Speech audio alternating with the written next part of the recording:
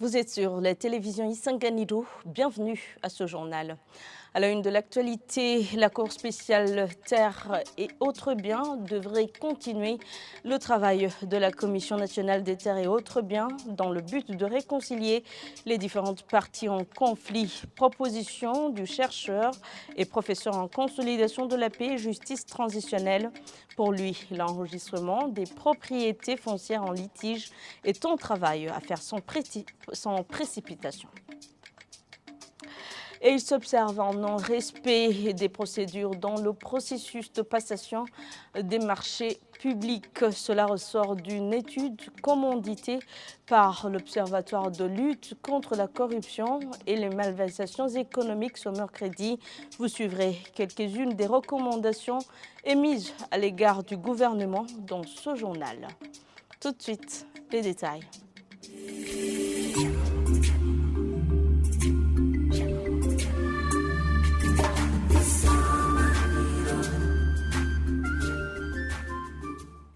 Encore une fois, bienvenue. Le travail de la Commission Terre et autres biens CNTB qui a terminé son mandat a bien marché, même si les résultats sont mitigés au sein de cette communauté. Le chercheur et professeur en consolidation de la paix et justice transitionnelle, Jean Bosco Harerimana, propose que la Cour spéciale Terre et autres biens continue le travail dans le but de réconcilier les parties en conflit. Ne sont pas de même intensité dans toute la province de Makamba ou dans toute la province de Rumongue. Ces conflits sont plutôt intenses, se sont plutôt multipliés dans les zones, dans les plaines où les terres sont très fertiles et par conséquent très convoitées. Et donc il y a cet élément de richesse de la richesse que portent ces terres en termes de fertilité. Ça, c'est un élément. Ce sont des terres très importantes parce que si elles étaient sur le sommet d'une colline qui n'est pas fertile ou rien ne pousse, ça causerait moins de problèmes.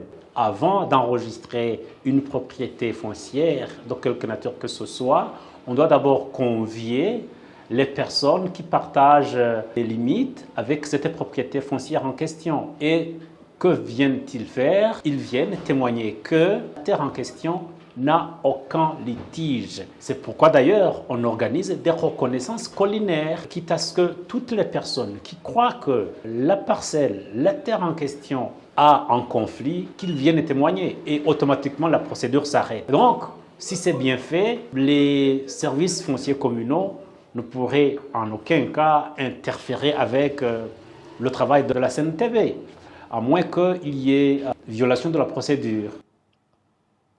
Le professeur Jean Bosco Harerimana dit en plus que l'enregistrement des propriétés foncières en litige est un travail à faire sans précipitation. En effet, certaines populations de la commune Nyanzalak ont réclamé sa suspension en attendant que les litiges soient vidés. De chasser les uns pour installer les autres, sans vraiment la volonté de cet idéal de paix, de réconciliation, de situation dans un contexte post-conflit. C'est ainsi qu'à un certain moment, surtout dans la province de Makamba, cette commission a été décriée à la fois par ceux qui se trouvaient dans les parcelles, ceux qui cherchaient les parcelles, l'administration et toutes les parties prenantes, jusque même à suspendre momentanément les opérations de cette commission. Les résultats de la commission Terre et autres biens et les institutions affiliées est mitigé dans l'opinion. Certains disent que ça a marché, les autres disent que ça n'a pas marché. Eh bien, à mon avis, il y avait toujours moyen de faire mieux. Il est facile d'expliquer aux parties prenantes que c'est dans le cadre de la réconciliation, de la paix, de la cohésion sociale au niveau communautaire et pourquoi pas au niveau national. Ça, c'est comprendre les raisons de ce travail. Deuxième aspect, c'est comprendre que la terre, dans notre contexte, le Burundi, c'est quand même une des richesses que possèdent les gens et à quelle richesse on attache beaucoup d'importance. Et donc, ils travaillent avec délicatesse comprendre qu'on y travaille pour arriver à la paix durable, à la réconciliation qui dépasse les acteurs actuels, mais qui affecte aussi la génération suivante, les enfants, les grands-enfants, jusqu'aux générations qui nous suivront des décennies après, pourquoi pas des siècles. Et donc, s'inscrire dans la durée et ne pas fixer un problème comme un accident. Nous quittons Bujumbura pour la province Cibitoke. Le manque de logements décents et du matériel scolaire sont certains défis qui hantent 30 ménages issus de la communauté Batwa de la colline Lukana 2 en commune Lugombo de la province Cibitoke. Ceux qui se sont exprimés sur la télévision Isanganiro indiquent qu'il y a 2 mois que le ministère de la Solidarité nationale leur avait promis des maisons, mais qu'ils traînent à honorer cette promesse. Le secrétaire permanent de l'administrateur de la commune Lugombo reconnaît que cette commune a déjà mis des terrains à la disposition de son ministère et des espaces cultivables destinés à ces ménages. Firmin Haboumuremi exhorte ces derniers à s'atteler aux travaux. Le reportage de notre correspondant en province Cibitoke, Jackson Bahati, est lu par Sheila Irambon. Ces Batwa du secteur Binyange de la colline Lukana 2 en province Cibitoke déplorent que même avec la promesse qu'ils ont eue d'avoir un logement décent, ils croupissent toujours dans la misère. La faim et le froid les guettent chaque jour, témoignent-ils. Ils n'ont pas tenu leurs promesses. Les travaux ne se poursuivent pas bien. On n'a pas d'abri et chaque nuit, nous sommes mouillés. Ils demandent aux autorités d'honorer leurs promesses pour qu'ils puissent avoir un logement décent. Nous demandons au gouvernement de nous envoyer une machine pour continuer avec le projet comme promis. Le secrétaire permanent de l'administrateur communal indique que la commune Lugombo avait octroyé un terrain pour la construction de leur maison. Il les appelle cependant à travailler pour avoir une source de revenus. Après l'attribution des parcelles, le ministère de la Solidarité a apporté les pierres et les briques. Nous attendons la suite des activités pour qu'on puisse leur construire des maisons. Le problème qu'il y a est qu'on a donné des champs à ces Batwa, mais ils n'arrivent pas à les exploiter. Ils se retrouvent à commander la nourriture. Nous les appelons à changer de mentalité et de travailler. Signalant que 30 ménages de Batwa de la colline Lukana 2 sont concernés par cette situation. Le non-respect des procédures dans le processus de passation des marchés publics est le grand défi relevé par le professeur Michel Massavo dans une étude commanditée par l'Observatoire de lutte contre la corruption et les malversations économiques au LUCOM. Lors d'un atelier de restitution organisé ce mercredi, l'auteur a demandé au gouvernement de mettre en application des lois régissant les marchés afin d'éradiquer ces inégalités. Le Code des marchés publics prévoit qu'il y a les principes fondamentaux de la commande publique. Le premier, c'est la liberté d'accès à la commande publique. Ça veut dire que tous ceux qui ont la capacité financière, juridique, économique peuvent soumissionner.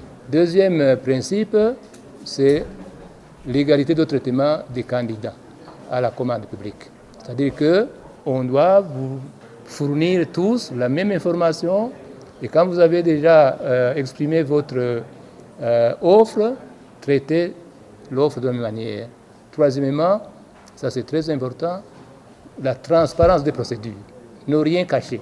Il y a aussi la non-discrimination en se fondant sur des critères de nationalité, des critères d'origine des produits, etc.